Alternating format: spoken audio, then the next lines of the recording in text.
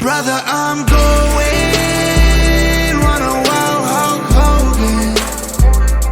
If all I get's a moment, I'll make sure it's an explosion.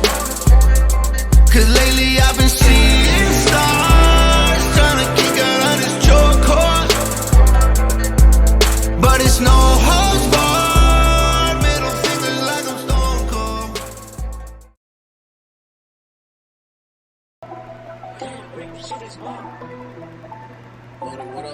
Junkyard.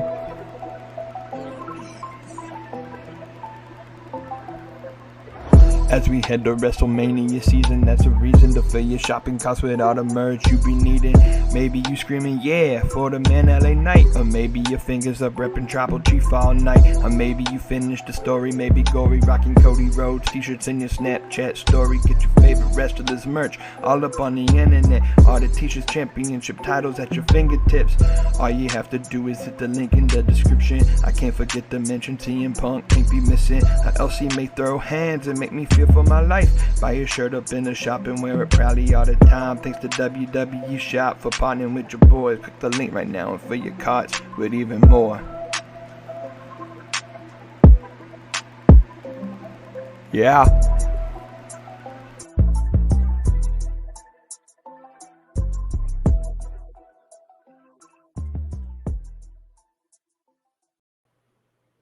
And what is up, ladies and gentlemen? This is another episode of the Slapping Me Wrestling Podcast. I'm We Too Deep. Just like that little rap we just played. Shout outs to Junkyard James for that.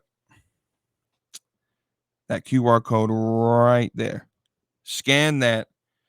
If you're not watching on YouTube, if you're listening to the audio, go the link will be in the description as well, so go check out that link if you're going to buy your WWE merch, whether it's The Rock's new shirt, Roman Reigns' new shirt, Jey Uso yeet, Jimmy Uso no yeet, our true Dom mommy, whatever you want to buy, use that QR code or the link in the description as well. Go to junkyardmediagroup.com.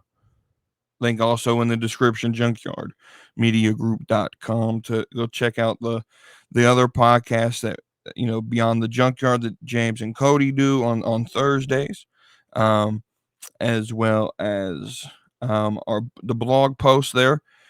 My co-host, DJ Wavy D, his second Raw review has now been posted couple days ago. Go check out what his feelings on Raw. That's where you can check that out. Again, junkyardmediagroup.com. And then finally, the Slapping Me Wrestling Podcast merchandise link also in the description at slappingmeatwrestling.com. Again, that's slappingmeatwrestling.com. Let's get to business. Let's get down to business.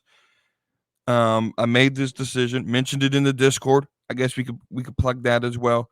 I make some announcements, some things in the Discord. Go Discord link also in the description. Go there. You can ask these questions that you have. If you have any questions that you want to ask me or DJ Wavy D for the Tuesday episode, that's where those go. So yeah, that link's in the description as well. So I posted in the Discord, hey, this is what's going to happen. We're going to do the Tuesday show, me and Wavy D, but I'm going to give y'all some more content, and that's going to be, I don't want to call it the Friday show because I may not always be off on Fridays. It's tending to look that's going to be my schedule at work, where I move to this being on Fridays, but don't expect it every Friday. But there will be an episode outside of that Tuesday episode every single week. Where it's just me sort of either explaining further something we talked about, or, I can't talk about everything. And then there's things that happen after Tuesday, that maybe I have an opinion on. So this is sort of just catch up, allowing myself to talk about other things we don't talk about on Tuesdays, but also sort of allowing, honestly, this is sort of, thing that came across my mind, like sort of allowing Wavy D to take a back seat and have an episode each week to look forward to listening to, right? You know, with him being a co-host now on this show, I know he loves, you know, he's told me in the past, like he, you know, has waited. There were days where it wasn't posted at the normal time. I used to post them at 8 a.m. each morning, right? And he would wait, or he was like, man, you posted at the wrong time. I was at work and I'm now, you know. So I know that these are things that he looks forward to. And so this gives him a little bit of something to look forward to as well, throughout the week. I mean, I enjoy having him on Tuesdays. I know he enjoys being here on Tuesdays, but I'll be honest with you, right? I'll be honest with you. There's just something to me. Like I enjoy having his company, and I'm really glad he's the co-host, right? Because I'm able to bounce ideas. Like if I used to try to podcast with James and Cody, and they don't come at wrestling the same way I do. And so it was just difficult to sort of have any conversation that was productive. I will tell you that I enjoy having DJ Wavy D here because there's that productive conversation. We may not agree on everything, but it's productive disagreement. But I miss my rant sometimes, y'all. So that's what this is. This is me just being able to rant. There's a difference when you have a co-host to where you don't, right? And that when there's a co-host, you sort of have to do a little, like you have to be in the same rhythm. It's like a dance, right? If DJ Wavy D's over here bringing the energy and you know, doing the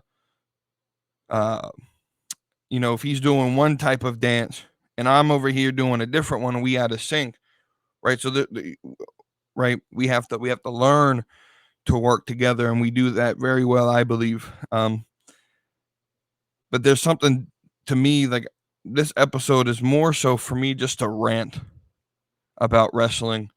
I don't want to do that with DJ Wavy D on the other end of the mic, you know, where I go on like a 10-minute rant. That's not sort of, you know, when you have a co-host, you can't really do that all the time, because then it puts them in that awkward spot where they either have to respond or just try to quickly move on. So this is what this episode, anyway, this is a long introduction to basically say, expect one of these each week where it's just me, the microphone, the camera, right? And I'm just sort of explaining different things that happen throughout the week, whether it's me responding to certain podcasts or things that I've seen on social media throughout the week, or a fan reaction, or whether it's something I've never really heard talked about, or questions. I will tell you, at the end of each episode, I'm going to have two segments. It's going to be the We Too Deep question of the week. And this question of the week, the intent of it is I'm going to answer it, but the intent is to have you guys go to the Discord and join the conversation for the question of the week. And then we'll have the We Too Deep top 10 of the week, and we'll get to that at the very end of this episode. Let's break down the topics for this episode. The first, well, let's break them down. Should WWE superstars be allowed to do Instagram promos? Are these something that, you know, should happen? The next thing is, you know, Bianca Belair is being hated for being on the cover of 2K. We're going to talk about that. We're going to talk about the upcoming debut of Mercedes Moné in AEW, and the impending conversation that on why she chose AEW over WWE. I'm going to explain further my opinion on the Gauntlet match that me and Wavy sort of started that conversation on Tuesday. I'm going to give a more thoughtful opinion on that match. I have a rant at the women's tag team picture that really just doesn't make sense to me at the moment. I have an idea for what you can do at WrestleMania for the U.S. title. We have to talk about this one, the Darby Allin spot and AEW's liability in that. and then we'll end with a special segment I don't want to give away yet, right before we jump in the question of the week and top 10 of the week. All right. So with that, before we jump into those topics, though, I must jump in and state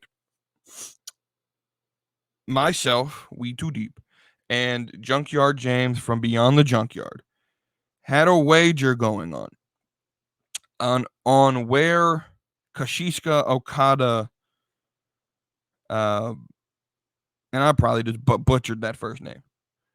Kashiska, it looks like Kazuchika to me. I don't know how it's pronounced. We just call him Okada over here. We had this wager of where Okada was going to show up. And, I was pretty certain it was WWE. He was pretty certain it was AEW, and so we put a wager on it. If I was right, he would wear a WWE logoed shirt. If I was wrong, I would wear an AEW logoed shirt. Well, if you watch AEW, you would realize that on Wednesday I had to order an AEW shirt. Now, here's the thing. I don't really care. This isn't like a big deal to me, other than the fact that I just had to spend $42 on a t-shirt, which is the bigger deal here. AEW, what in the hell is going on with these t-shirt prices? Right. But secondly, like, I don't hate AEW. There's people there that I don't watch it, but they have people there like Deonna Purrazzo. Like, she's my favorite women's wrestler right now. I'm gonna be honest with you. Like, I'll watch it if you give me a reason to watch it for, and you stop doing stupid shit like we're about to talk about. But like, if there ever came to a situation where like AEW actually became watchable, hey, now I got merch for it, so it's not like a big deal. So yeah, I'm fine wearing AEW merch. So when that gets here, they take forever to ship. And so when it gets here, for 4 episodes, like I promised, I will wear it for 4 episodes of the Tuesday show. I want to be consistent there of the Tuesday show. Not this extra episode, you're not going to see me, like, because that's sort of a cop-out. It's going to be a month long, not 2 weeks, right? I'm punishing myself even more having to show it for a month rather than 2 weeks. Anyway, you get my point. But I had to go ahead and mention that the shirt's been ordered. And let me tell you, I probably could have ordered this shirt last week, because when Sean Spears showed up and this mystery gimmick on NXT that I thought was going to be Okada, yeah, I probably could order the shirt last week. Hey, it is what it is. Sometimes you're wrong. However, I do want to talk about Okada real quick, about the rumored money of like $4.5 million if in the currency. I guess he's going to get paid in yen, which is the Japanese currency. $4.5 million US dollars. I need y'all to understand that's Roman Reigns level money. Roman Reigns, I think, made $5 million last year in 2023. And we're talking about paying Okada $4.5 million. Have him, Tony. There was no way WWE was going to offer that. There was no way. And even if they did, this comes down to another thing that I want to talk about in that Mercedes Moné piece. So I'll save this, right, and I'll include Okada in this, and I'll sort of give a little snippet of it. I think for some wrestlers, let's just say WWE did offer $4.5 million or more to Okada. Why would he choose AEW over WWE? And I think there's a reason for it, and I'll break it down with Mercedes Moné. But history has really shown us that, there's this idea that WWE, if it opens up the checkbook, everyone just wants to go there, right? That everyone just wants to go to WWE. And I want to challenge that narrative And we'll get to that in a few segments when we talk about Mercedes. But first, let's jump into last Friday afternoon, so about a week ago, when this gets uploaded. The Rock posted a promo on his Instagram, and it was like 21 minutes long. And so this got the wrestling fan base talking about whether or not WWE superstars or entertainers trying to tell these stories on should they be able to go to social media and tell the story outside of the 5 hours of main roster programming. And I think the majority of casual fans would say, no, I don't want to see it on Instagram, like, because that means I have to go and find it. I don't like that. I don't like that argument. I really don't, because it's hypocritical in one sense, but at the same time, like, it's just lazy. Like, just because you're a casual fan doesn't mean you have to be a lazy fan.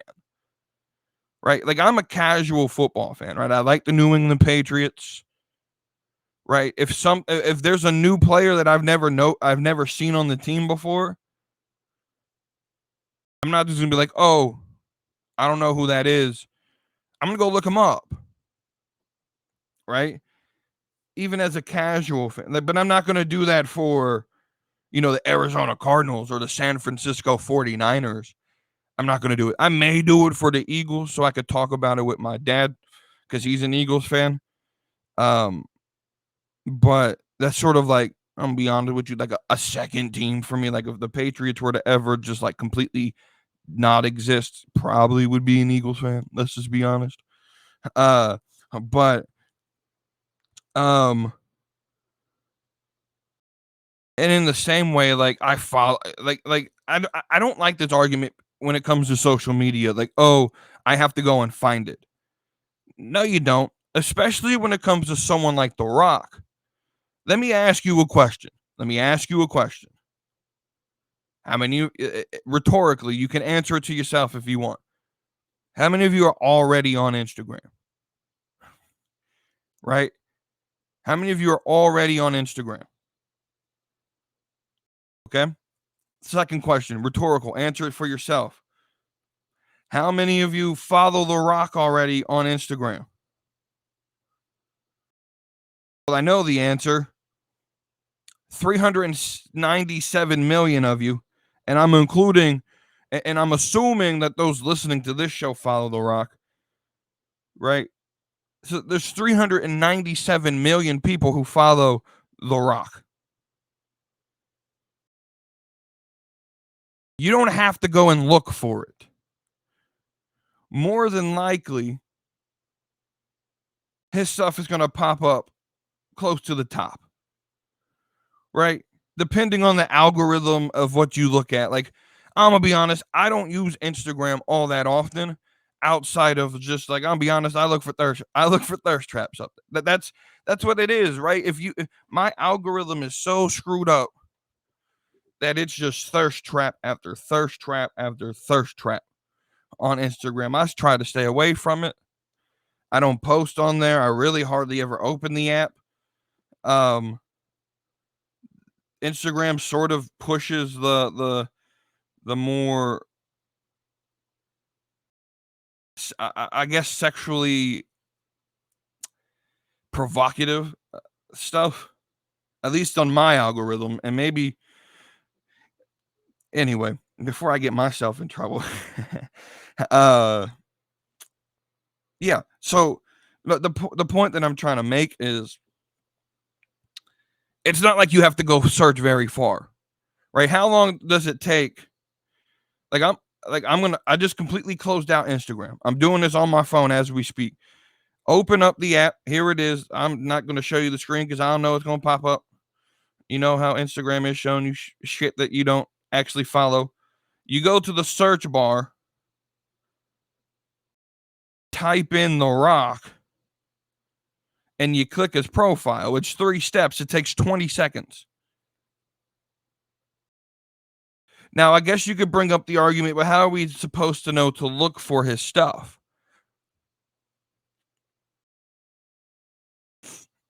Well, if you're a casual fan, you can do like what I did. I didn't know Rock dropped a promo, but you know what happened? You know what happened? Someone shared it in a Discord that I'm in, and then I watched it. Or right, or you could go to Twitter or X if you're on there. Now, for me, my Twitter feed, my X feed, I use different the social medias for different things, right? Like X for me isn't really wrestling related. I put some wrestling stuff there, but a lot of times for me, that's where the political conversation is. And I am a dude who loves politics. So that's what X is for me. I go to X most of the time for the political discourse outside of wrestling, outside of all of that stuff that, I'm not going to mention on this podcast, right?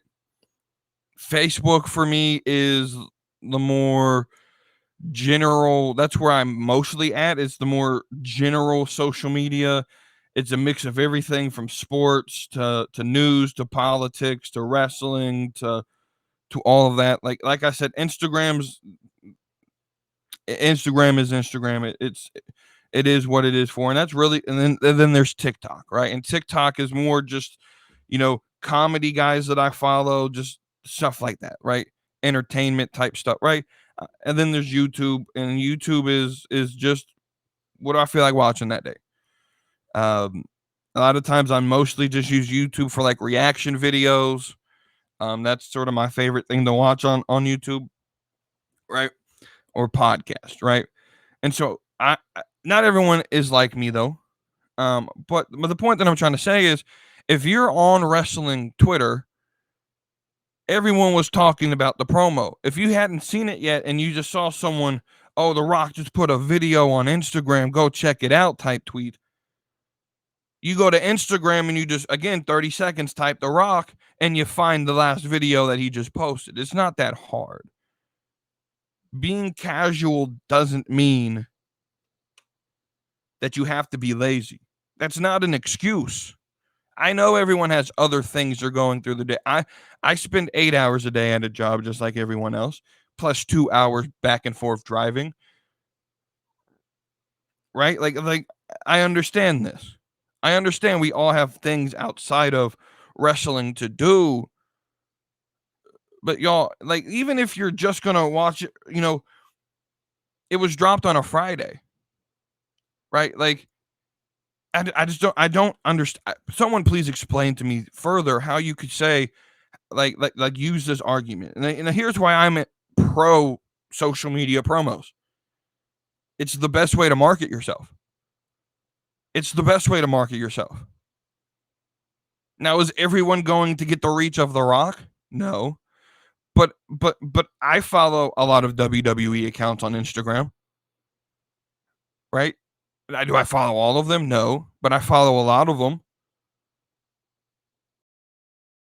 Right? And again, if Cody Rhodes put a response video out, it would be news all over social media, on all social media platforms. People would post the article. People would start posting tweets about, go check out Cody's response, right? I think this is a very good place, right? Because it attracts the wrestling fans, but The Rock has 397 million followers. Wrestling at its best gets 2 to 3 million a week. There's a billion times more reach for The Rock to post that promo there to draw interest to WrestleMania, to draw interest to SmackDown. Now, I don't know what the results are. I don't necessarily care about the ratings all that much to check them every day, right? But it's a great place to market yourself. And as I've already stated, most, if not all of us, are already on social media. And it's not like they're forcing us to go and dig for these promos. And this is where, to me, this is where, to me, it feels kind of hypocritical, because they used to do a gimmick where they forced us to go and check things.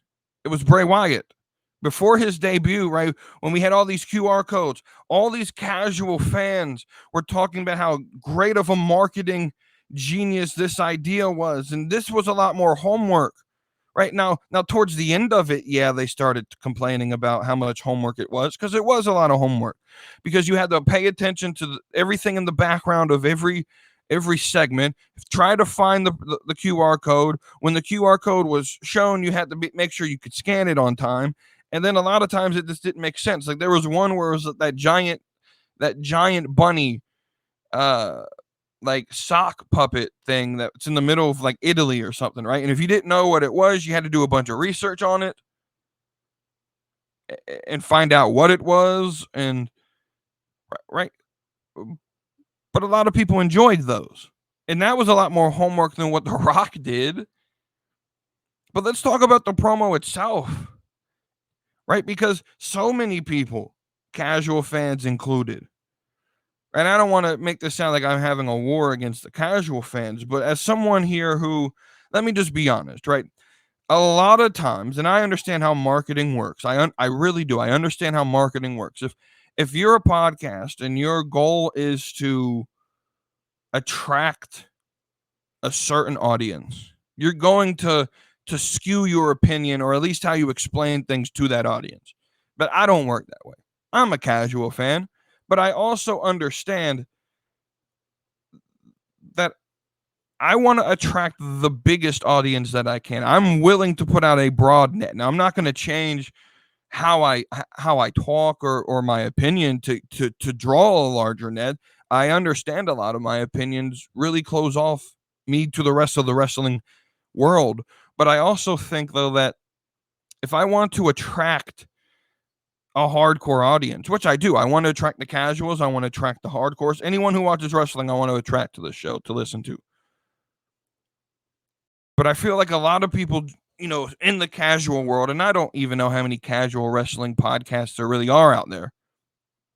I don't feel like there's a lot of them, because a lot of people who do a podcast, they're not casual fans. And the people who listen to wrestling shows, they're not casual fans.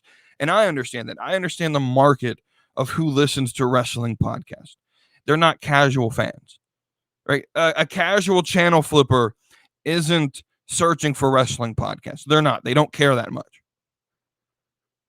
Right? Which is why when I do my show, I try to do it a little bit more entertaining and a little bit less, or at least the Tuesday show with Wavy D, I try to make it less of entertainment, or excuse me, less of a here's the history of wrestling informational type podcast and more of an entertainment. Is why I do Thirsty Tuesday, because it's, it gets a certain part of the audience riled up to right. And the idea of that also is to get the listeners to talk about it in the Discord. Right? Who would you pick? Listeners, go to the Discord. Every week in the Discord, I post what it is. Who would you pick? Right? I want that type of conversation. Everything we talk about, I want conversation about. Right? That's the idea, is to draw conversation. But I want casuals. I want hardcore. I want the people in the middle like me. Right? But at the same time, so I feel like a lot of these opinions that are being skewed to a target market. And that's fine. That's how you market a show. But can we be fair and consistent? That's a big word here at the Junkyard Media Group. James had a whole rant about fans being consistent. I don't think he was consistent in his argument, but we already responded to that. But anyway, right. Consistency in terms of, hey, we all loved the little QR thing that Bray Wyatt did until it got old after 6 months. But in the first 3 months of it, no one said, oh, this is extra homework. We played along with it, and it was fun and it was unique. Well, The Rock goes out here into 397 people, or this is an AEW crowd, I'm sorry, to 397 million people goes out and cuts a 20-minute promo, and people are going to complain about it, especially when the promo was designed to answer every question that we had, right? It told a story, and let's just not act like people weren't going to watch it. So now the promo itself, one of the best promos I have seen in years. Right? I hung on every word of that promo. Right? It answered questions. It built the character, developed the character The Rock was trying to push. He's not 90s Rock, right? He's not the sort of the Corporation was the group with Vince McMahon and him. He's not that. He's a new Rock. He's 2024 Rock. He's chairman, or he's not chairman of the board, but he's member of the board of Rock, right? He's board member Rock, where I'm the boss, right? And I thought this was a very compelling promo. What ultimately gets to, literally, he explained how I felt about this. Hey, Cody, fuck your story, right? I marked the fuck out when he said that. Right? This is The Rock coming out here saying, Cody, go fuck yourself, right? We had the biggest, right? And he said exactly what we had the biggest match ever planned, right? I found nothing wrong with the promo. And the fact that it was on Instagram doesn't change the fact that it was a very good promo, and people need to stop complaining about it. Like, I don't understand. Like, social media is there for you to market yourself. Why would you not market your product on social media? I feel like it's the best place to do that, because you only have 5 hours of TV time. Imagine if Cedric Alexander and Ashante Adonis every week went on X and Instagram and TikTok and posted a promo, and the fans got behind it, and it allowed them to get time off of, right? It wasn't TV time, but it sparked a run to get them on TV, right? This is something where, like, I felt like WWE dropped the ball with Top Dollar and Hit Row. Was every week, if they had a match that week, they dropped a freestyle rap on TikTok and their socials, completely out of their budget, video and all. WWE didn't pay for it. And they dropped all these raps against their opponent, and they were some of the best things at the time. But it wasn't talked about on TV. The fans were behind. WWE really missed the mark here. People want to talk bad about Top Dollar because of his botch. And yeah, but I've seen him do that move and actually hit it before. Like, there's video evidence that he can do that move, and people want to botch about it, or say, oh, he's a flop artist, he's a botcher. No, he's really good, actually, if you actually watch his stuff. And so I don't understand why we don't utilize, why the business and the fans as well are so scared of utilizing social media, right? It's the greatest tool you have to market your product to a mass audience. Why would you not use it, right? And then let me just bring up this one final point about The Rock's 20-minute promo, right? Attention spans in America, and or at least in Western civilized culture with the internet, right? Attention spans are as low as it's been. My generation, the millennial generation, Gen Z generation, right? Our attention spans are very, very short, right? We had Vine, like, 10, 15 years ago when I was in middle school, high school. Now we have TikTok. We've been so accustomed to 15 to 30 second spurts of content that the fact that The Rock had people watch 20 minutes straight, that has to be talked about. That he kept people's attention for 20 straight minutes, and then went on TV the next night and kept people's attention for another 40 minutes. I'm just saying, like, this run, people complain about it because, oh, The Rock's so corny. He's saying, bro, this is cinema. And y'all hate on it. Y'all hate on the bloodline. Y'all hate on Roman Reigns. Y'all hate on The Rock right now. But when it's done and when it's gone and it's finished and we don't have it anymore, I don't want to hear the same people complaining about it coming on and saying, well, man, I sure missed the bloodline. No, you don't get to say that. Right? So that's my thought on that. What do y'all think? Again, conversation in the Discord. Next topic here. Bianca Belair, of course, is on the special, what's it called? The deluxe edition of WWE 2K24, which has come out. If you pre-ordered it, came out 3 days ago. If you ordered it just normal or you want to buy it, it is currently out worldwide as of today. WWE 2K24, the special deluxe edition, has Bianca Belair and Rhea Ripley on the cover, and some people in the IWC wrestle social media internet world, whether it's a troll or not, have come out and basically just said Bianca Belair doesn't deserve the cover. Now, some of the comments are blatantly racist.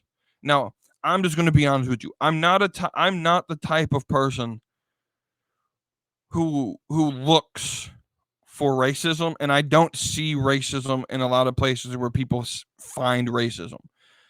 Right? I think there are genuinely some fans in the WWE universe on Twitter, the IWC, who just don't like Bianca Belair, and when they go on and say she doesn't deserve the cover, they just are saying it because they don't like her.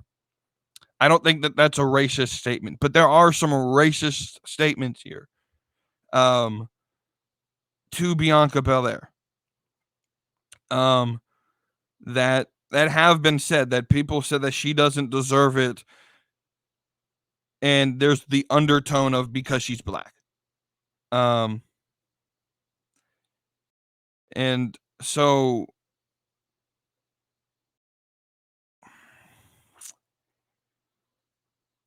trying to find this the picture that I sent and where it was at. I don't remember.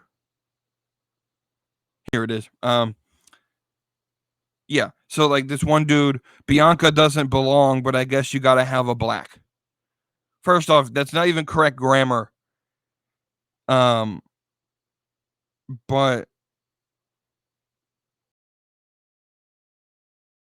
so like the one, so that one, yeah, that's a blatantly racist comment. The second one, underneath of it that I posted, the two on the left, yes, I'm assuming that's Cody Rhodes and Rhea. Bianca, absolutely not. I think that's just I don't find racism in that comment.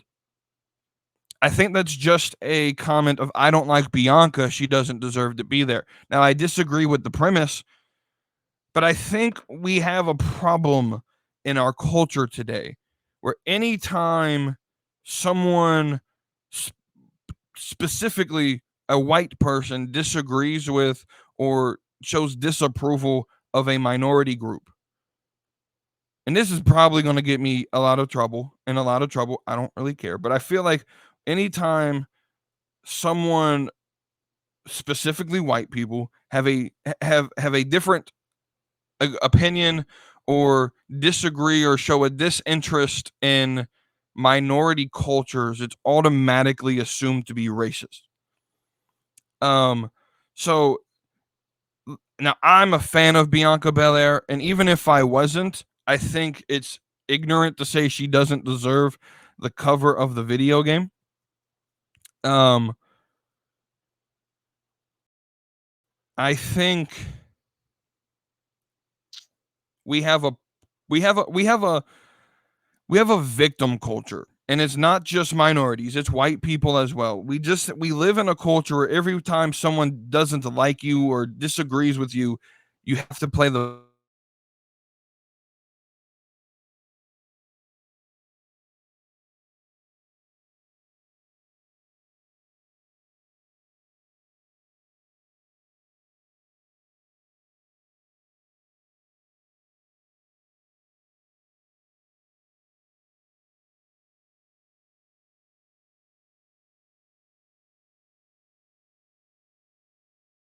comment. I'm not saying racism does that it does exist. My point here is everyone who doesn't like Bianca racist? Is my question. Right? Because I'm going to be honest, I'm not the biggest like I like Bianca. But she's not my favorite. When it comes to the women's division, right? I would rather watch Rhea. I would rather watch Becky. I would rather watch Tiffany. I'd rather watch some of the women on NXT. That doesn't mean I dislike Bianca Belair. I just don't find her genuinely interesting in her current character. I think she needs to become heel. I think she needs to get rid of the braid that she's played out for the last 4 years. I think that gimmick is over pushed. I think she needs to go natural, like her natural hair, start dressing in black, turn heel, run with Montez and Bobby Lashley and Angelo Dawkins, right? Rather than B-Fab, that should have been Bianca in that group. That would have made it a power group. A group to watch for, right? Watch out for, right? You could turn her heel, put her in that group, put Jade in that group, have them run the tag team division, right? I would be interested in that. But in this current gimmick, I'm just not interested in Bianca Belair. I'm just not, right? And it's not because she's African American. I just don't like the gimmick, right? And so my question, and we have this sort of white knightism in our culture, where anytime someone doesn't like something that everyone else likes, it's because that I'm a racist, or I'm a sexist, or I'm a this, right? No, it's just I just don't like it, right? And so there are obviously racist remarks that have been made against Bianca Belair. I don't think every comment of hate towards Bianca Belair, though, comes from a place where it's a place of racism, is what I want to try to convey. However, let's talk about that second comment, because that's the one that's more destructive to me.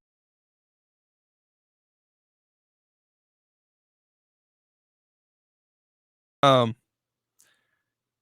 quite sure what happened with the camera there, but who?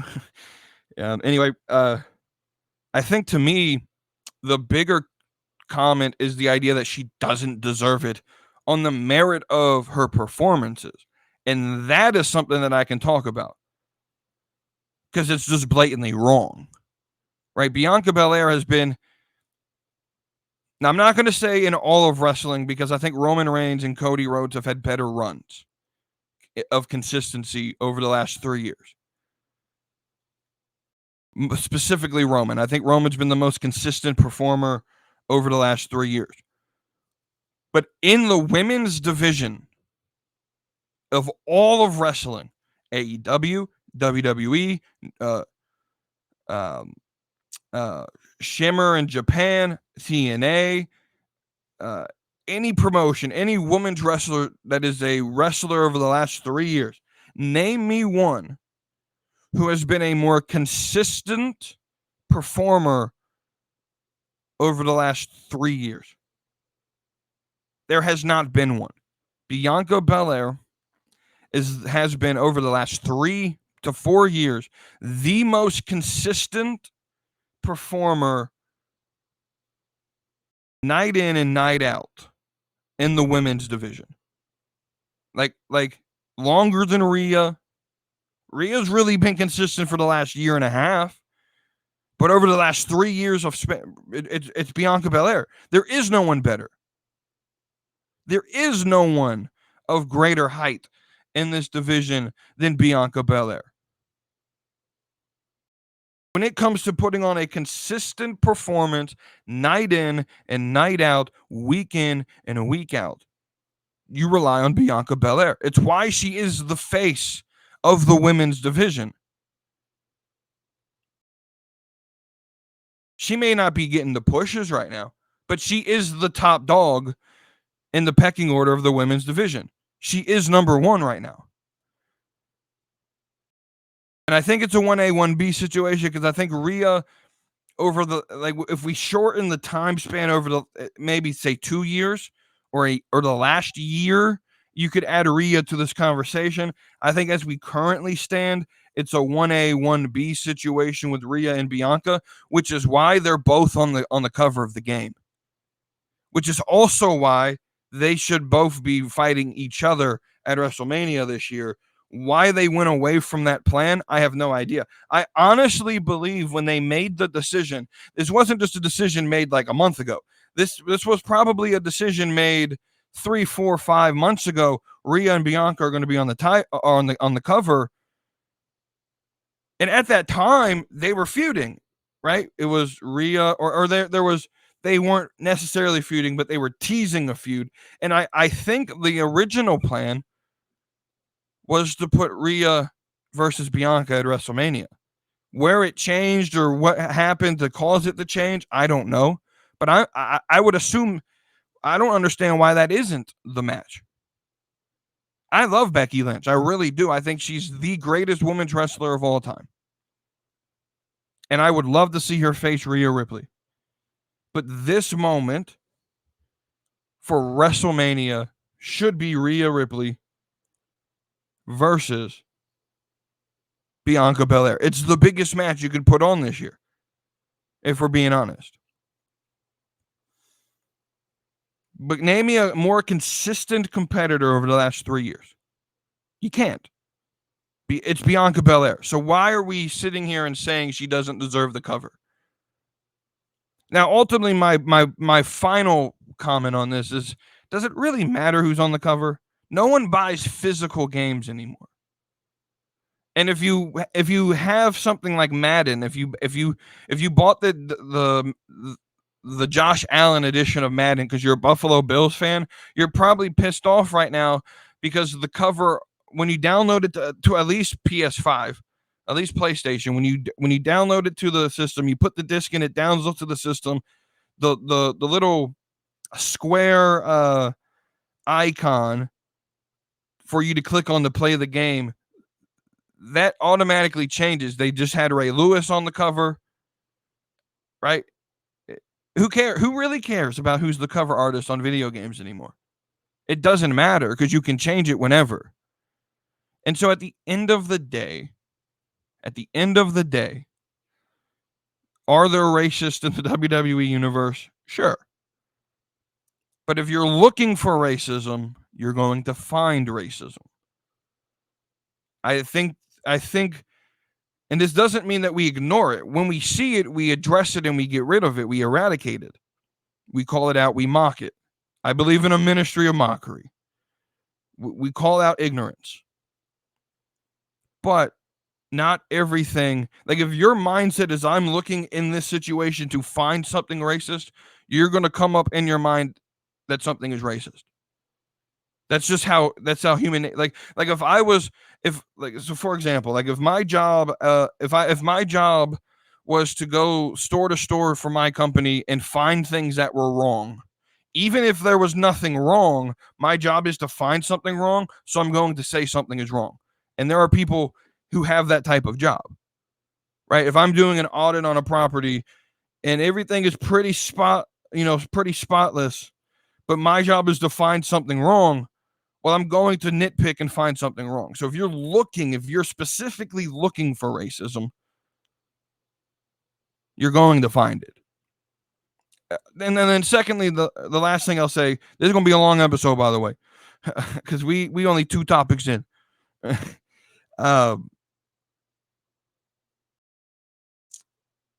Last thing I'll say on this is, don't take anything on the internet serious. We got a lot of trolls out here. And I'm not even certain that the person who typed the racist comment really meant it. Now, was it racist? Absolutely. But we got trolls on the internet. And we have a lot of people who hide behind anonymous accounts.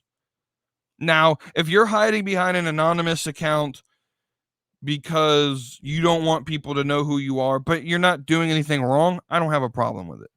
Right? But we have a lot of trolls who have 6, 7 accounts, and they just sit there and troll and play the troll, and they say things that they don't believe, but it's just to get clicks and reactions and Yeah. That happens in social media.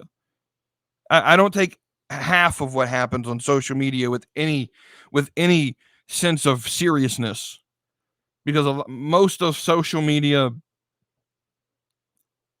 seems like a big troll half the time, right? So anyway, we'll move on to what may be the longest segment and what is already a long show. The question: why is Mercedes Moné not in WWE? And I want to add some wrestlers to it, because I mentioned this at the top of the episode, that I was going to tie back to Okada. So why is Okada not in WWE? Why is Will Ospreay not in WWE? Why is Jay White not in WWE when they were offered contracts that I would assume we're going to go off the assumption they were fair market value contracts, right? So what is the reason that the leader of the Bullet Club at the time, Jay White, no longer is in AEW? That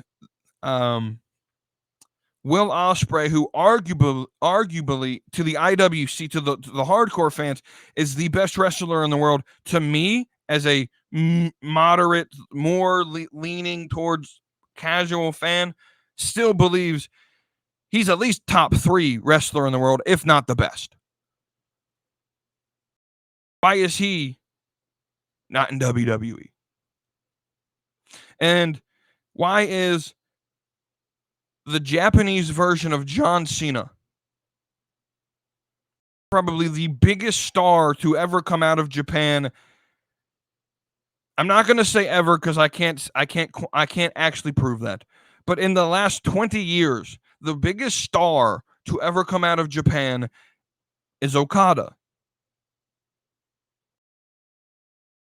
Why are they not in WWE? Why did Mercedes Moné? So we got 4 people, right? We got 4 people: Mercedes, Okada, Jay White, Will Ospreay. There's still a possibility that MJF will show back up in AEW, and I do believe that'll happen. So that'll be 5. And he's the most troubling of the ones, because he's the most WWE-esque of the 5. He's the one that makes the most sense to go to WWE. And if he chooses AEW, why is that? Because a lot of people will say that AEW is a stepping stone, and I agree with that in terms of developing stars, right? Like for Wardlow, WWE is a stepping stone, or excuse me, AEW is a stepping stone to WWE for someone like Wardlow or someone like Jade Cargill. But for an established star like Kenny Omega, it's not a stepping stone. They are equal to someone like Kenny Omega, to someone like Jay White, who's already an established star in the wrestling industry, to someone like Will Ospreay, who is arguably the best wrestler in the world. He doesn't need a stepping stone to get to WWE.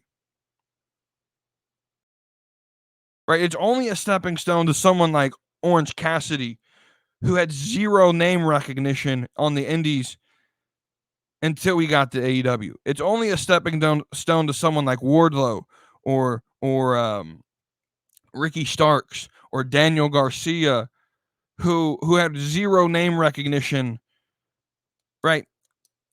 And when I mean name recognition, I mean in the industry, right? Okada's known. Jay White is known. You know, Ospreay is known. Mercedes Moné is known. So why did these 4 people, and why would MJF be compelled to go to AEW or to go back to AEW?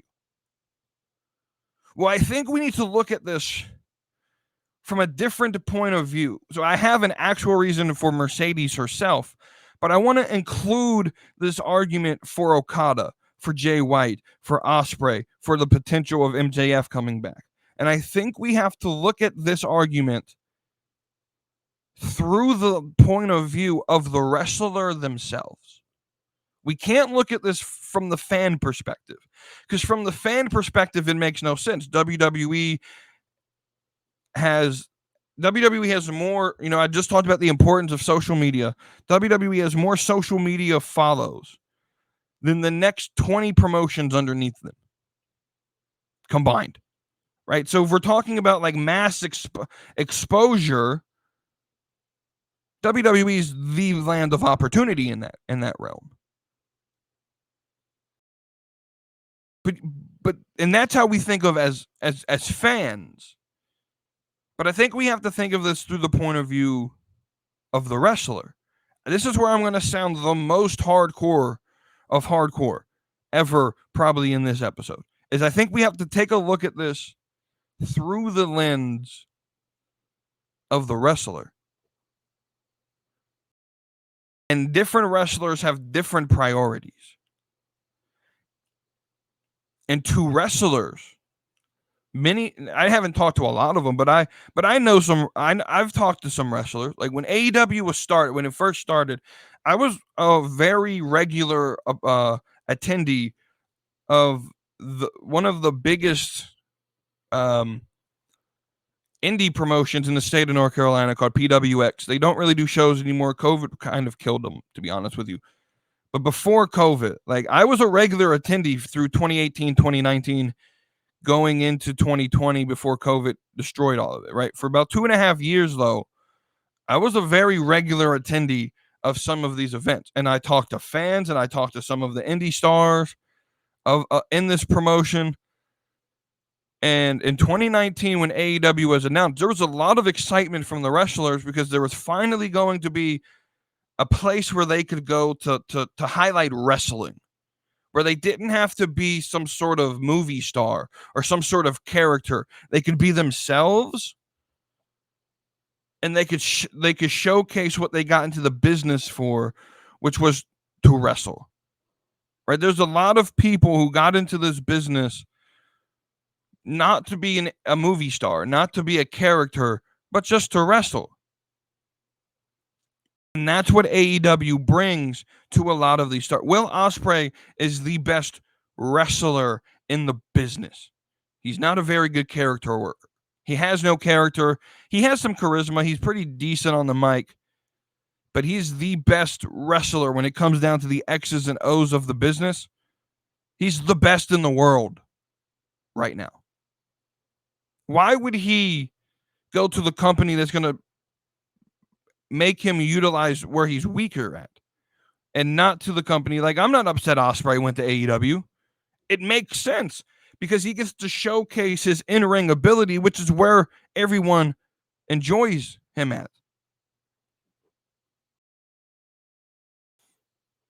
Right? Same thing for someone like Jay White, who isn't necessarily the best on the mic, but he's very good in the ring. Someone like Okada is very good in the ring. Puts on banger after banger every time he gets in the ring. Why would someone like that want to go to WWE? The WWE to the established stars is no longer the only avenue to exposure in the wrestling business.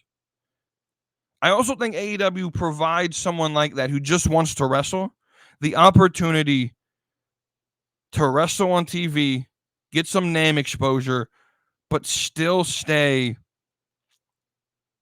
in the independent scene, travel the world, work for all these big independent companies, and still have that freedom creatively, right? So I think when we look at it from the wrestler's point of view, what's the priority? Is the priority just to, right? Especially when all the ones that I just named, right? Mercedes Moné, Will Ospreay, Jay White, Okada, potentially MJF. If all five of them could go to WWE and probably be the best on the roster in terms of wrestling, not all of them, but like they all deserve and have earned a spot on the roster. It's not like they're going out and signing someone who just started, right? It's not like WWE is signing Action Andretti, right? If they're signing Okada and these bigger names, like they're established stars, right? But they're mid-carders on the WWE roster. They're mid-carders on the WWE roster because they're not the WWE style. They're mid-carders. That's just the fact of the matter. So why would they go to a place where they'll probably hardly ever be used, where they'll spend more time in catering than the ring, and when they are in the ring, it's to give a promo and not to fight when they're wrestlers, right? So we have to look at this from the wrestler's point of view.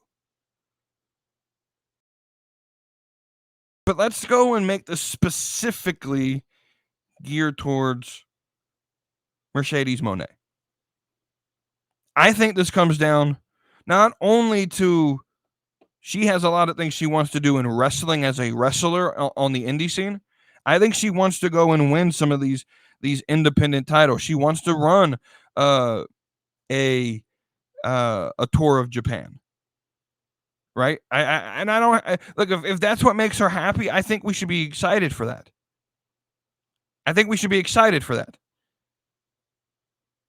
But I think the bigger thing comes down to, you can call it ego. I don't necessarily think it's ego. I just think I think she thinks that she's, because of, now listen, would you not have an ego if in 2015, 2016, you get caught up to the WWE main roster with Charlotte, Bayley, and Becky, and you're a part of this revolution, and you're told you're the greatest thing since sliced bread, because at that time, in that pecking order, Charlotte, then Sasha, right? It was Charlotte, then Sasha. She was the number 2 woman on the roster at the time, right? And I think a lot of what destroyed her career was her booking. She has the right to be pissed off about her booking. It was very inconsistent.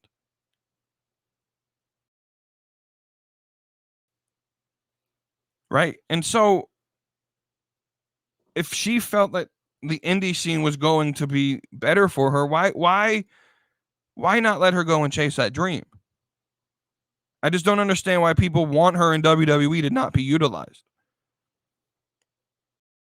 Because now I think she thinks, because she's been told that, and because she's been in the Mandalorian series, and because she thinks she's maybe the best women's wrestler on the planet, it's all. I don't think she is. I think at this point in her career now, she's just not. But she believes she deserves Becky Lynch money, Charlotte Flair money. Now, Becky Lynch was the highest paid women's wrestler on the WWE roster last year, according to, I think it was Bleacher Report I got this from. She made $3 million last year. $3 million. It's not that WWE doesn't have $3 million to pay Sasha Banks.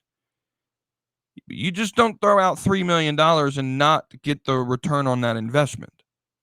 Right? There's no return on investment in Sasha Banks at the moment on the roster. So you're not going to pay her that money. You're not going to pay her more than Becky Lynch when there's not going to be a return on that investment. That's what I mean when it comes down to money. It's not that WWE doesn't have the money. It's that they're not going to spend the money if they're not going to make money back from it. At the end, the reason Moné is not in WWE is because of the Moné, the money, right? Tony Khan will pay her the money she wants while giving her the opportunity to go work the indies and work Japan and work, across the country and across the world at all these big events and WrestleCons. And I think it's about the priorities, right? Because everyone says, well, Trinity came back. Why didn't Sasha come back? Well, I think Trinity has different priorities than Sasha Banks. I think Trinity went out and realized, if WWE offers me a contract again, my priority is, I thought maybe this would be easy. Maybe she misses her husband who's in WWE, Jimmy. Maybe she misses Jimmy. They can't spend as much time together anymore. Travel schedules must be hectic. I think that's part of the reason why Andrade came back. I don't think Andrade came back because WWE was going to do big things with him. I think Andrade came back because Charlotte Flair's here and the travel schedule's hectic. I think when Buddy Matthews ends up getting either released or his contract expires, I think he's coming back because Rhea Ripley's here and the travel schedule's probably hectic to see each other.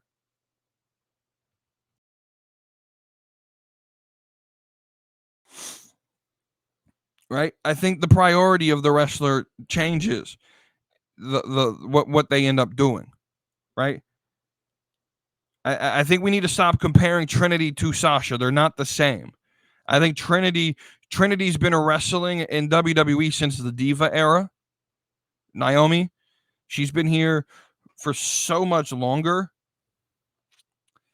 in the game since the Divas era. I don't think there's much left for her to do in wrestling. Her husband's here. The travel schedule's hectic. I think maybe she just wants to settle down. And again, I'm just assuming her priorities, right? I mean, if I'm Naomi and I'm offered a decent amount of money to come in and finish my career with my husband, I'm doing it, right? If I'm Naomi, right? I don't think every wrestler is different. And so why is Mercedes Moné not in WWE? It comes down to two things. She's not as good as she thinks she is right now. She's not top dog on the WWE roster. Because you have Rhea and you have Bianca and you have Charlotte and you have Becky and then you have Bayley and then you have Io and then you have Kyrie and then you have the up and comings like Roxanne and Tiffany that are probably already, top 10. Then you have Jade Cargill. I just listed 8 to 10 wrestlers who probably are in the pecking order or above Sasha Banks. It doesn't make any logical sense for her to come back. Right? Naomi's probably fine playing second fiddle to Tiffany Stratton. Sasha Banks, I don't think would be. She would want a championship. And she's not at that level right now.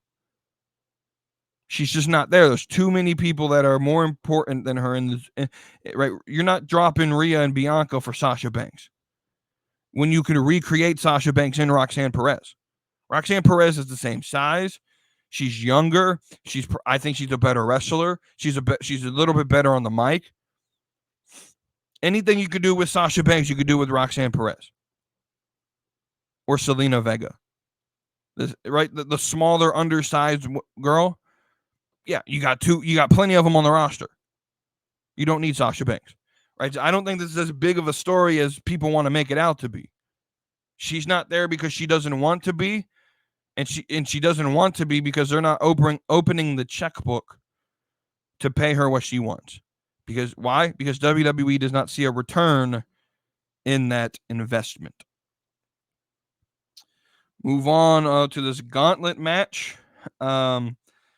If we are booking logically, there's only one logical winner, and that's Bronson Reed. He has the size advantage. Bro's like 350, 360 pounds.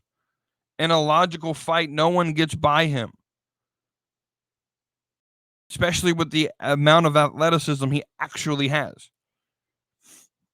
However, Sami Zayn is probably going to win the match. I think this whole thing is stupid. Sami Zayn doesn't need to be on WrestleMania. I'm sorry. Does anyone actually care about Sami Zayn? Does anyone actually care about Sami Zayn? And then the final question is, the real winner who really should be winning this is Dominic Mysterio. Why is he not in this match? Why is he not on this match? It just, I don't know. This booking of Dominic just really confuses me because bro gets booed more than anybody. You could put him in this match, have him win. And that would, I don't know. I feel bad for Dominic because the plan was him and Lesnar, and then that whole thing with Lesnar happened. And so Dominic sort of just gets tossed out of WrestleMania plans. And I feel like this would have been a great place to put him. He didn't have to win the title, but I mean, you really want to see Sami Zayn versus Gunther? or Chad Gable versus Gunther again. That's the options.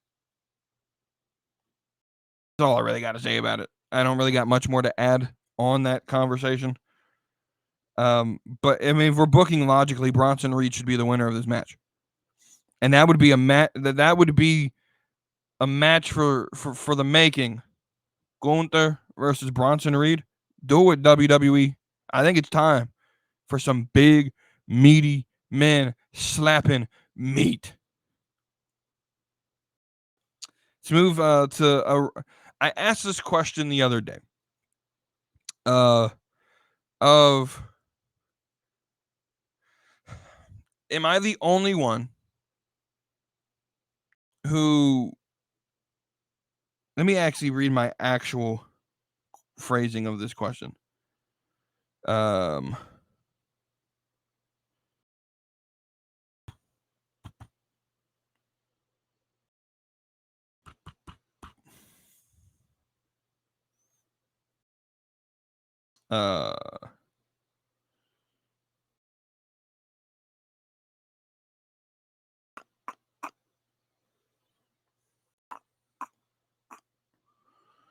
It may be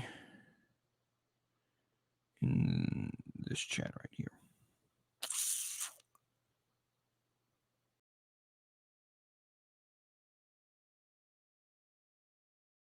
No.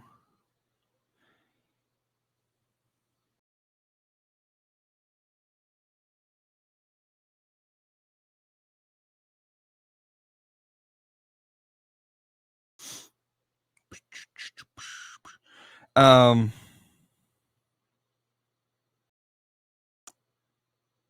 know it's somewhere in here. Somewhere this week I asked this question. Basically the question was, am I the only one? Oh, here we go. So tell me if I'm the only one. I hate that they announced multiple tag matches or multiple women's tag matches at a time. What I mean by this is last Tuesday, they announced Kabuki Warriors versus Tatum Paxley and Lyra Valkyria, which happened Tuesday, or happens tonight is what I worded it, but it happened on Tuesday.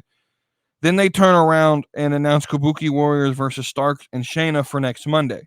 This makes the NXT match meaningless and less important to watch. And this isn't like a one-time thing that they do. This is like a consistent thing that they do. I just don't like it. It's one of the things about the women's tag division I don't like is that they announce like 3 different matches for the Kabuki Warriors at a time, or whoever the women's champion is at a time, and they got to work all 3 brands, and NXT should still have their own tag team division, right? I don't know. And then the thing that bothers me the most is like it's not like they're facing actual tag teams. They're just throwing women together because they have nothing in the mid-card. WWE, there's a solution to that. Mid-card singles titles on each brand. It's that's the solution. It's that simple. It's that simple. So I want to know if an answer to that question from the audience. Am I the only one who hates that? Am I making something out of nothing? Am I correct in my analysis that it does make it less meaningless, or excuse me, less meaningful? It makes it meaningless when you book a match on Tuesday and then the next Monday you book a match for you book Kabuki in another match, right? If anything, you could book Kabuki on Wednesday. And that's the thing with like social media. You could have the GM start booking matches on random days, like Wednesday or Thursday. Have them to start booking matches because of social media beef. Like I think Seth and Drew are going back and forth right now. This could be the catalyst where Adam Pearce could just respond to one of the tweets saying, "Yo, I'm tired of y'all fighting. You're gonna fight at WrestleMania," and this could be the catalyst to that. Right? All right, move on. I do have an idea for the United States Championship. We don't really have much of an idea of what's going to happen at WrestleMania there. So I have an idea. And the idea is this. DJ Wavy D mentioned on Tuesday that he wants a ladder match at WrestleMania, that he misses those, sort of like that Zack Ryder type thing. And I think that you could do a ladder match here. For the United States Championship, Logan Paul, of course, will be in it. His 5 opponents would be Kevin Owens, LA Knight, AJ Styles, Randy Orton, and Braun Breaker. Braun Breaker comes out, destroys everyone. You could set him up with a feud with someone like Kevin Owens or someone like Randy Orton, who could or AJ Styles. You could set up a feud with Braun Breaker on the. I'm trying to think of who's. I think Kevin Owens would make the most sense since Braun's playing a heel. Right. You could have either Logan Paul win and retain, which I don't think happens, but you could have someone like Braun Breaker. How cool would that be if going into his first WrestleMania, Braun Breaker wins the ladder match to win the U.S. title? I think that would be that would be a big push for him in his career. That this allows Logan to drop the belt without having to eat a loss, an actual pin or submission, which keeps him strong. He can say he never actually lost it. Right? He could flee into oblivion and go back to just doing his podcast. I think it's too quick for that, though. I think Logan Paul, because like I said on Tuesday, I think we're going to do Backlash in France, and then the next show I believe is going to be Saudi. And so Logan Paul is probably going to be on that Saudi show. And so I think Logan Paul is going to be around for 2 months after Mania and then flee into oblivion. So, I mean, you could even have Logan Paul win the ladder match. But, Logan likes to do these dangerous, spots off of ladders and stuff. So I think it makes a lot more sense to have him in a ladder match than Gunther in a ladder match. So yeah, that's my idea, and I kind of just want to know, like, what do you guys think of that? That's really all I really had. I just wanted to explain the idea. Ultimately, out of those 6, I would have Braun Breaker win. That would be my booking. I think then you could have Logan disappear. You can make a story. I forgot who's in the story against LA Knight right now. Is it AJ Styles? It's LA and AJ, right? So you can do LA versus AJ, Randy versus KO coming out of it. Logan can disappear. Braun Breaker can be the champion, or something around there, right? All right, let's talk here about Darby Allin and AEW now. If you didn't watch last Sunday, because AEW still hates their fans and does their pay-per-views on Sundays, and then makes them watch till midnight, and so they don't get no sleep before they go to work the next morning. So Darby Allin, if you didn't see it, he did like a swanton bomb off a ladder through a pane of glass. And there's several things that are coming out of this. The first thing is, bro, this spot was insane. I'm not going to hate on the spot. I think it was done the wrong way. I think they could have used gimmick glass that wouldn't have sprayed 3 rows into the fans.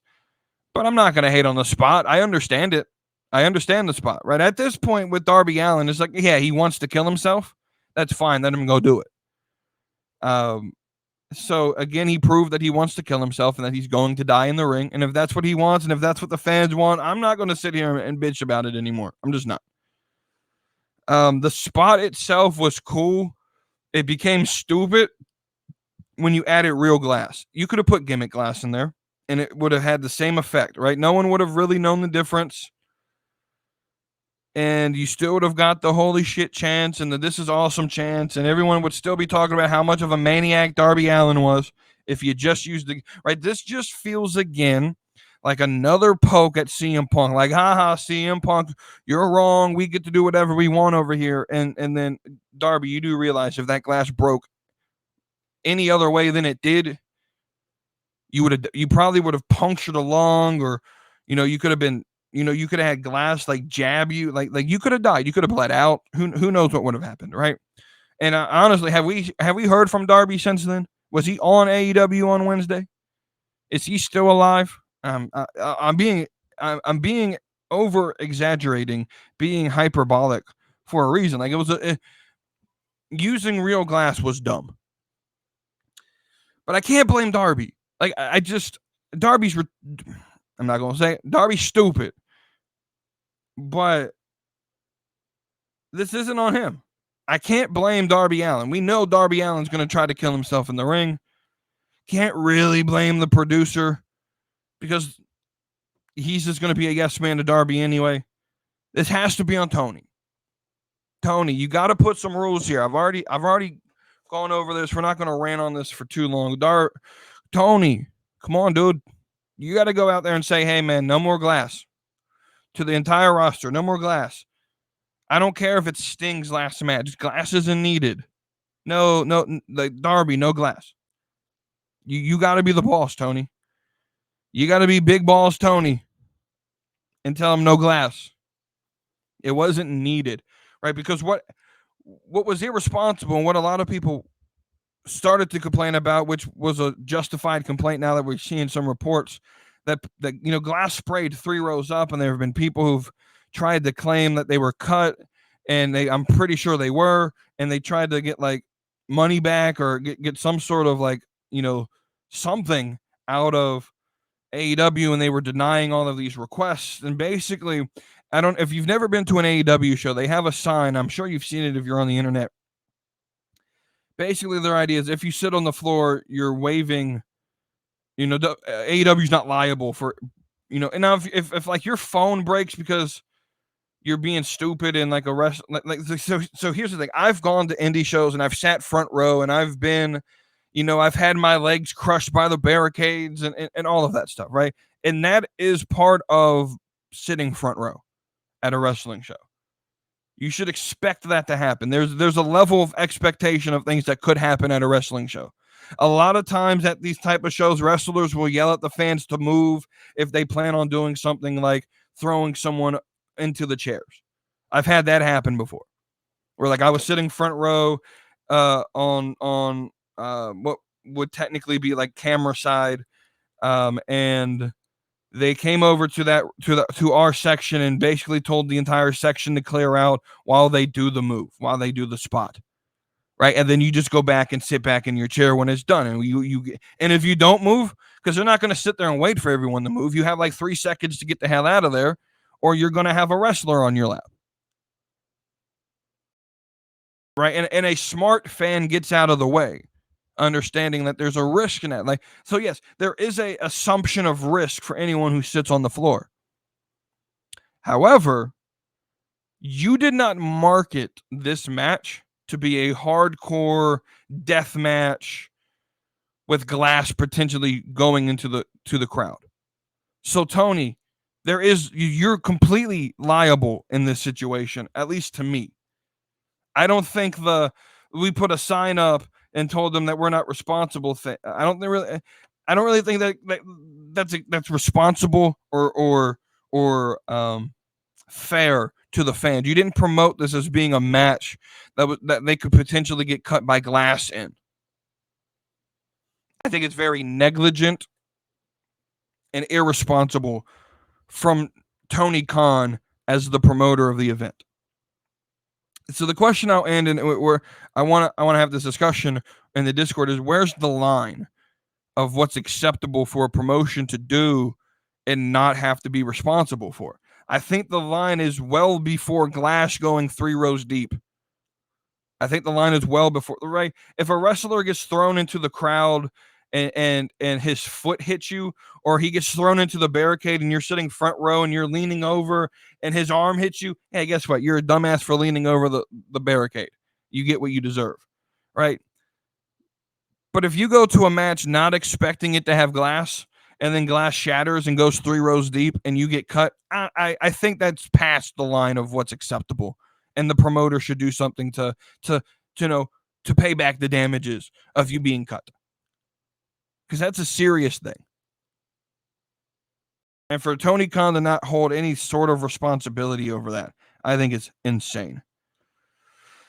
All right. Last topic before we get to question of the week, and it's the one that I haven't told you about, and y'all are probably tired of hearing me say this, but I'm about to explain it again because I'm just pumped. So I don't watch NXT on Tuesdays because I'm recording my episode with Wavy D during it. So I wait till my day off, which is always Friday. So right before I got on to record this, I just got done watching NXT, and this furthermore explains and holds my opinion that NXT, and I want to have this conversation. NXT, when you take it to the entire realm of what is on wrestling television, so I'm talking AEW, TNA, WWE, Raw, SmackDown, Dynamite, Collision, TNA, NXT, all of those that are on TV, NXT is the best 2 hours of wrestling every single week. And let me explain to you why I believe this. It's not just a biased situation. Is right. So Raw is 3 hours long, and I think it needs to be 3 hours long. But of the 3 hours, it really feels like only about like an hour and a half really matters. Right? It's not as consistent. Not everything feels important. Not every episode feels important. It is right. SmackDown is too short, especially with this bloodline stuff right now. There's not enough time to tell every story. So the only thing that feels important there is the bloodline. When the bloodline's not there, SmackDown's ass. Can we just be honest about it? When the bloodline's not there and not on TV, SmackDown is an ass show. It's boring. I think the only other thing that really justifies SmackDown is Bayley and Damage Control. And I think, anytime I get to see Dakota Kai on TV, I'm a happy person. But that's literally the only reason I watch only reason I watch SmackDown at times is to see if Dakota Kai shows up. I don't care about Cross. Really don't care about Lashley's group at this point. Don't care about AJ. I like Randy Orton because he's my favorite wrestler or one of my favorite wrestlers of all time. But in the overall scheme of things, like, it's the bloodline, it's Dakota Kai, and that's the only reason I watch SmackDown. Right? Without the bloodline, that show is ass. Let's just be honest. Without the bloodline, SmackDown is ass. Charlotte's hurt, so there's really nothing there to really look forward to in the women's. I mean, the women's division's okay, but without the bloodline, and that takes up half the show every week anyway, without the bloodline, the show is ass. The only saving grace for last week's episode of SmackDown last Friday was the fact that The Rock and Roman Reigns were there. Tiffany Stratton's there now, so the women's division's picking up, right? But outside of Roman, Tiffany, and Dakota, I ain't really had a reason to. And see, all three of them were on the show last week, so it was a decent viewing experience for me. But the week that I went to SmackDown, and in Charlotte, and paid money to go and watch. Granted, from my viewpoint, you could tell I didn't spend a lot of money because I was sitting literally what felt like on the ceiling. But the week that I went, there was no Roman. There was no Tiffany, no Bloodline, and no Dakota Kai.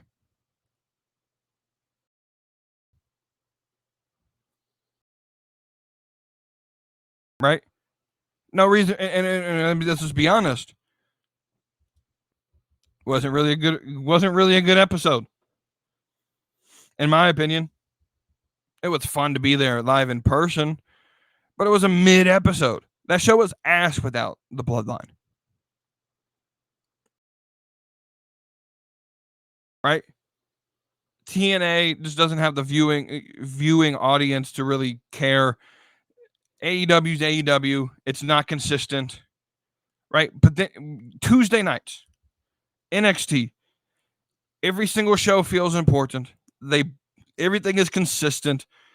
It's formulaic. Is it childish at times? Sure.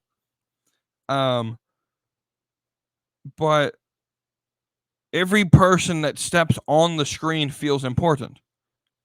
But I think the thing that really there's a couple examples that I want to use from this last episode from this past Tuesday. And when of something that I say, logical storylines. Logical storylines. What do I mean by that? Well, Luca Crucifino, he's a lawyer. He's obviously Italian with the name Crucifino. And Luca, he's obviously Italian or Mediterranean. And he really needed a place to fit in on the roster as a lawyer. There seems to be only one logical place to do this. And under Vince McMahon, this dude would be teaming with like Von Wagner. And it would make no sense as to why they're together. It wouldn't fit, right? But under Shawn Michaels, under Triple H,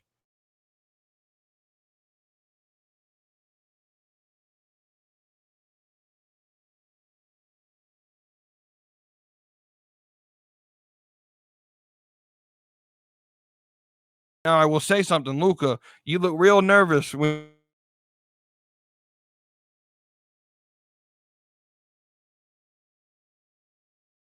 that with him. Y'all are gonna have to work on that with him. Right? It just makes sense, right? Same thing with like putting Eddie Thorpe and Trey Bearhill together because they're both Native American. Logical storytelling. Same thing with the returning Sol Ruca this week. She comes out. Where's a good place to put her? Do we put her during the tag team match where she attacks for no reason?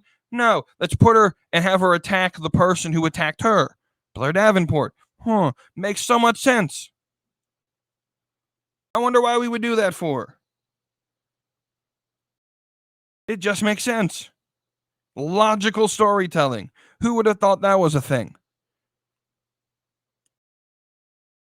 And then my final reason that I want to talk about today is there's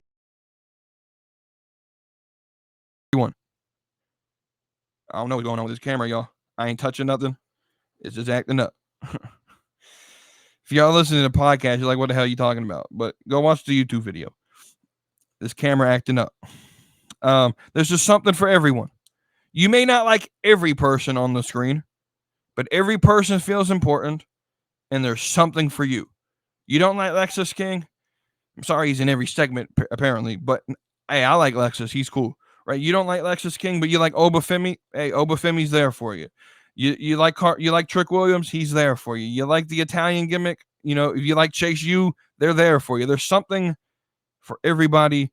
But here's the thing. I just think overall, it's just the best show. 2 hours of just pure fun and entertainment. Y'all can tell me I'm wrong, but NXT's the best 2 hours of wrestling every single week. All right, so let's jump to Weed Too Deep's question of the week. You can join the conversation at the Discord link in the description. This week's question is, where would Mandy Rose fit in the current WWE roster had she not been released? So I'm going to give my opinion. Y'all join the discussion in the comment section on YouTube or in the Discord. This is a tough question, and I came up with this. No one else asked me this. I came up with this with myself. I was bored at work the other day, and I was planning this episode, and this question just randomly came to my head because I was thinking about how deep the division in the women's division is, and so this is where my answer starts. Mandy Rose being cut was sort of a blessing in disguise for the WWE. Because there's no way in hell you can add Mandy Rose to this roster right now with how stacked it is. She doesn't fit at the top. She's not a bottom feeder anymore, and I feel like she's too popular for the mid card. She doesn't fit anywhere. Like, she has to be in the title picture because of how popular she is.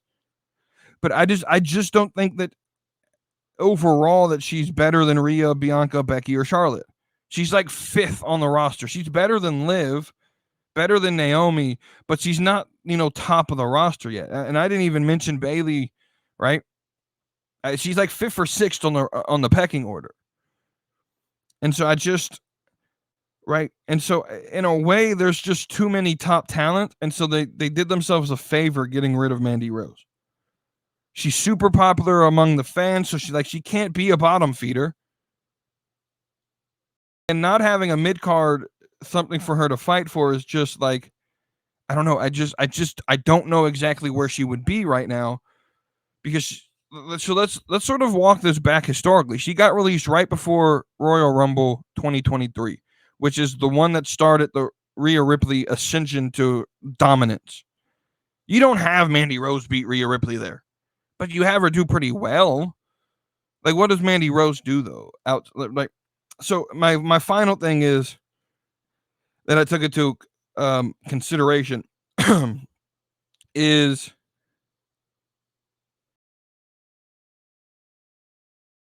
I'm not quite certain the main roster crowd and like just the overall booking would work and accept the sex appeal gimmick of Mandy Rose. I just don't think that they would. Like, NXT was okay to do it because, it only, the hardcore fans watched it. It wasn't necessarily all children. Like, Raw feels like it's being more so booked for children, especially, well, more so now. SmackDown is more for the children, it feels like. But like with the main roster sort of being booked more, there's not a lot of sex appeal on those shows. I just don't necessarily like NXT has always really pushed that edge of sex appeal. And I just don't feel that the main roster would have used her that same way. The second question would then be like, if she was still here, would Toxic Attraction still be together? That changes a whole lot of what's going on the book on the screen right now. I'd say she'd fall to lower upper or mid card, right? She's like, she's not completely mid card, but she's not completely, main event. So she's sort of that upper card, and just sort of bounces around there. Maybe gets a title shot every now and then. That's where she would be, right? So I want to know what y'all think about that question of the week. And this week we're going to start the We Too Deep top 10. As always, as most of these podcasts do, these top 10s, you got to start with the male wrestlers. These are of all time. Top 10 male wrestlers of all time. I think y'all are going to have some things to say about this list. I'm very confident in this list. We're going to start 1 to 10 because especially with the male wrestlers, I think like the top like I don't know well, I'll say this: the top 4. The only thing that would really be shaken up are the order, but the top 4, and I think there's like 6 people on my list that have to be on your list. I think there's really only 4 places where you could really just play around and put people. And so yeah, so 6. There's 6 people on this list that should be on everybody else's list. The other 4 are different. But let's just go down this list. No real explanation. I'm just going to give the list. Number 1, Hulk Hogan. I'm sorry. If Hulk Hogan, and this one I'm going to be real animated about and explain. If Hulk Hogan is not number 1 in your list, you're ignorant as hell to the industry.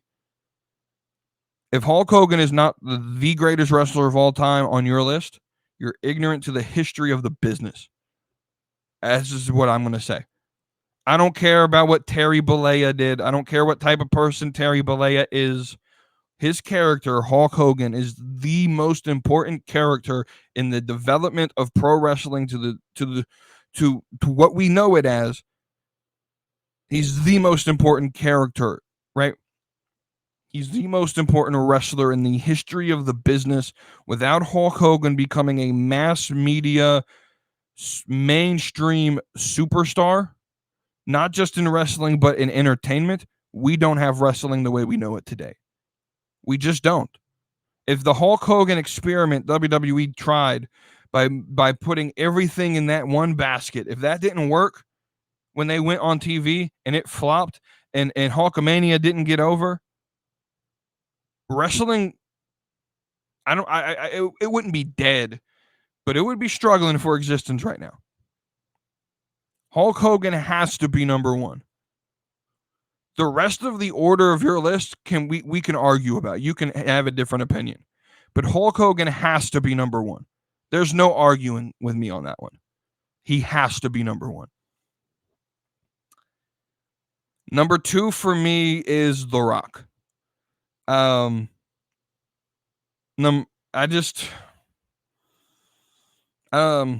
it comes down to, again, mainstream drawing power, the innovation of his character, whether it's, face rock or heel rock or corporate rock or whatever he wants, right? He's one of the best on the mic.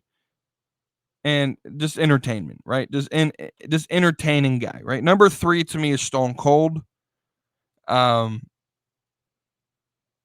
think there's an argument about who was better during the Attitude Era, Stone Cold or The Rock.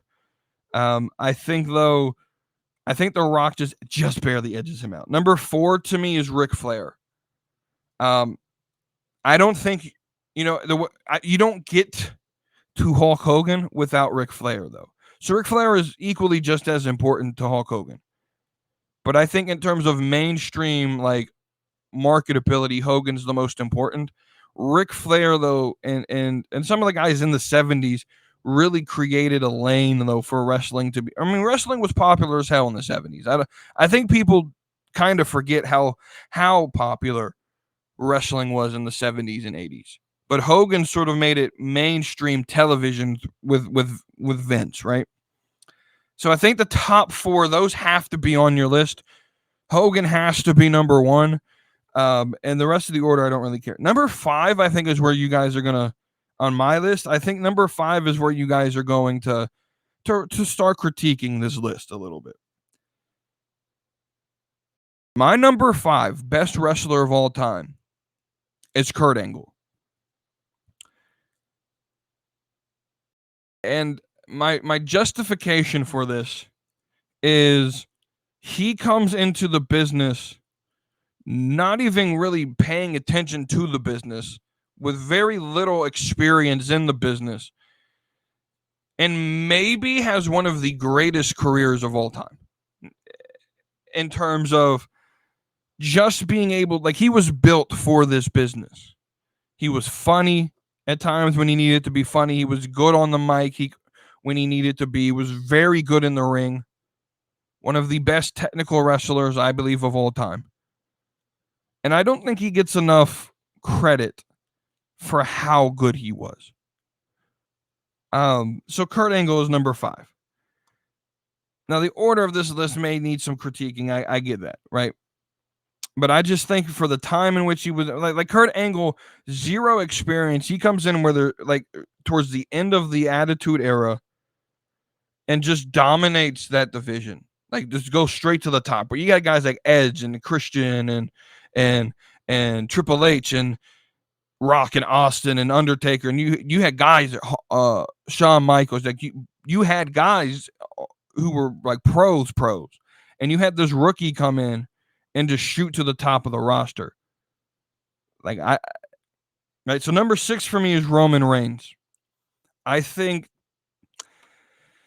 when it's all said and done, Roman Reigns will probably be a top 4. But this is hard. The ordering of this list is kind of hard because all of these are really good people, right? But Roman Reigns, I can't put him ahead of Flair. Can't put him ahead of Stone Cold. I can't put him ahead of Rock.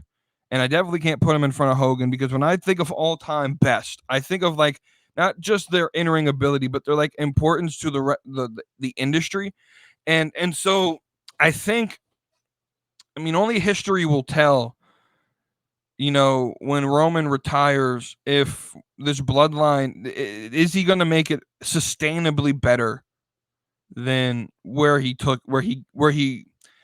became the face and, you know, of the industry in 2019, 2020 with the bloodline gimmick, when he became the face of that of the industry in 2020.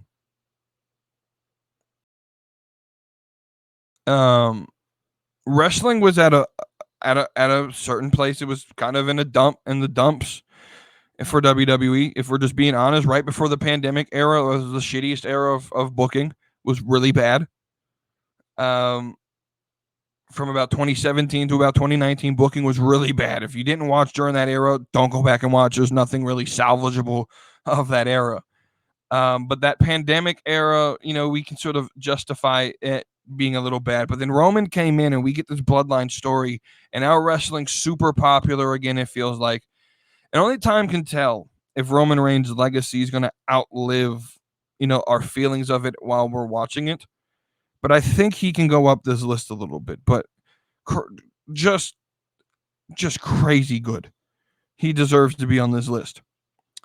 Number 7 is John Cena. Deserves to be on this list in some place, shape, or form. Maybe he's too low for you, for me. I think John Cena, I don't know. He deserves to be on this. Like I said, when you get this group of people together, if you don't have John Cena on your list, you're wrong. If you don't have him in your top 10, you're wrong. That's just a fact. The next two are probably ones that some don't have on their list that I believe, well, really the last three were probably ones that aren't on the list for anybody, but I believe should be on the list. Number 8 is my favorite wrestler of all time, your current head booker, head promoter of the company, the game, Triple H. He was my favorite wrestler when I started watching. He's my favorite wrestler of all time. There's just no one better to me than Triple H. Just no one better. Right? He does the curtain call in 96, I believe it was, right before Hall and Nash go to WCW. He gets punished, loses King of the Ring. That King of the Ring Austin one should have been Hunter Hearst Helmsley's. He gets basically banished. He gets basically buried. And he recreates himself and creates one of the most dominant characters of the early 2000s. And I know people look at the Reign of Terror sort of negatively. I don't remember it being bad. I'm going to be honest with you. And we get Evolution out of it, and we get the Batista 05 with the thumbs up, thumbs down, greatest Royal Rumble moment in my to me in history. Just Batista wins, right? We could have replicated that WWE with Bayley, but no, we're going this other story, which it's okay with, but you're making good out of what looked like a shit sandwich. But anyway, back on point here. Triple H. It's sad his career. He couldn't have like one final retirement match. I would love if Triple H could wrestle again for Triple H and Shawn Michaels to retire each other. One final match at a WrestleMania. Winner doesn't matter. It's a retirement match for both of them. I would love to have that match. Just one more time. Just one more time. Number 9 is my second favorite wrestler of all time. The Apex Predator. He hears voices. It's Randy Orton. And I know a lot of people don't think he deserves to be top 10. I think he does.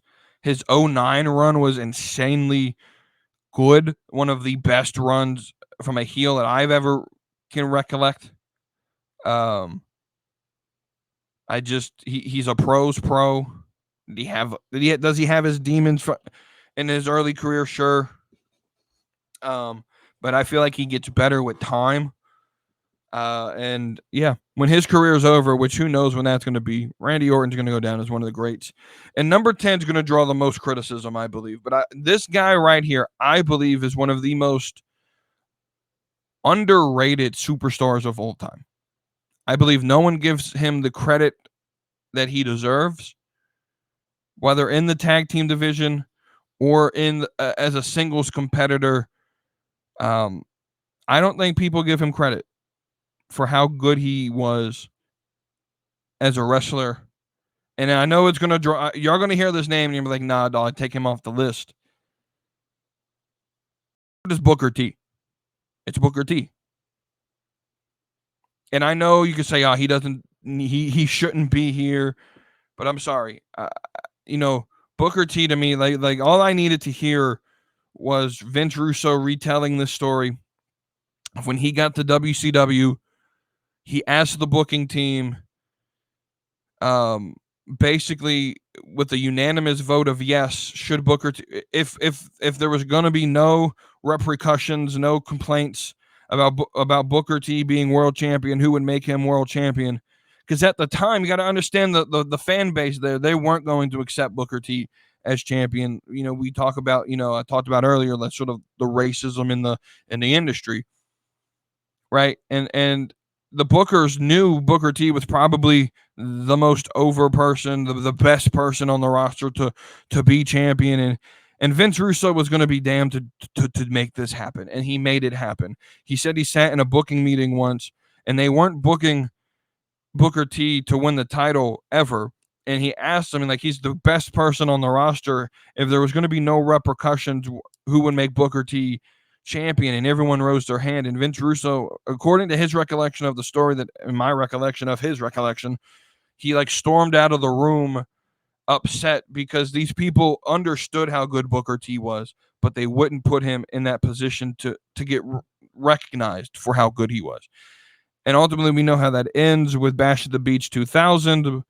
Booker T does end up being champion after the screw job that Hulk Hogan put on there, not wanting to lose to Jarrett and all of that bullshit that happened at Bash at the Beach, and those backstage politics, which sort of dampens the moment of Booker T being world champion. But the dude, one of the greatest tag team wrestlers of all time, one of the greatest just people, like, he's one of my favorite commentators right now. I'm a little bit biased towards Booker T. I think we need to give him some credit, dog. Like, the Spinner Rooney was one of my favorite moves as a kid. I remember playing with all the action figures I grew up with having. Like, I had like thousands of action figures, and Booker T was like, I made him win everything, right? Booker T, Triple H, Randy Orton at the tail end of my list here. Like, I know their place on this list. They're not like top 5, but I mean, Booker T, man, one of the best wrestlers to me. He's top 10 for certain. All right, I kept y'all here a long time. Thank y'all for tuning in. I don't plan on having every single one of these little Friday episodes be 2 hours long. I'm not Jim Cornette. But thank y'all for tuning in and listening to me blabber for this long. Let me know what y'all think. Join the conversation in the Discord. Again, click the link to buy your merch from WWE Shop. All the links that I mentioned earlier in the description. If you're listening on YouTube, give us a thumbs up, subscribe, share the video with your other wrestling fans and friends and family, people who like wrestling, people who maybe who may not like wrestling, but just like podcasts. I don't know. Just share with everybody. If you're listening on podcast networks, Spotify, Amazon, Google, give us a follow there. That way you're notified every time an episode is posted. And if you would, please so graciously leave a review. I would prefer a 5-star review. If you love the show, if you hate it, if you're not feeling it, give us that 1 star. That tells us all I need to know. I'm gonna go back to it. Don't give me no 3-star. Don't be no lukewarm follower of the show. If you don't like it, let me know. Give me that 1 star. And if you love it, let me know you love it. Give me that 5-star.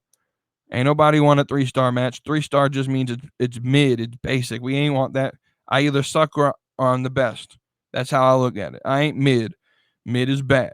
Nah, I'm playing around. If you think it's 3-star worthy, give me a 3-star. If you think it's 4-star worthy, give me a 4-star. Rank it what you think it's worth. Yeah, appreciate you guys listening. And until then, I'll see y'all on Tuesday with DJ Wavy D on the next episode of the Slap and Meat Wrestling Podcast. Brother, I'm going run a wild Hulk Hogan. If I like, get some moment.